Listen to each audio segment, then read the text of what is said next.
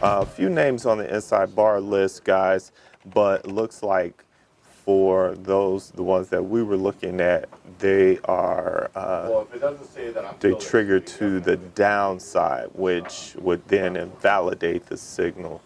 So be aware of that if you are looking at anything on the inside bar list. Just keep that in mind.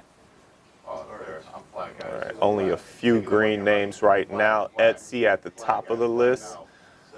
Etsy good off of earnings, up 9%.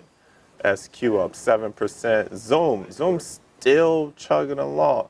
The idea with Zoom, guys, is that Zoom will be, of course, it's a webinar type software, so Zoom will be the go-to if this coronavirus gets out of control here in the States.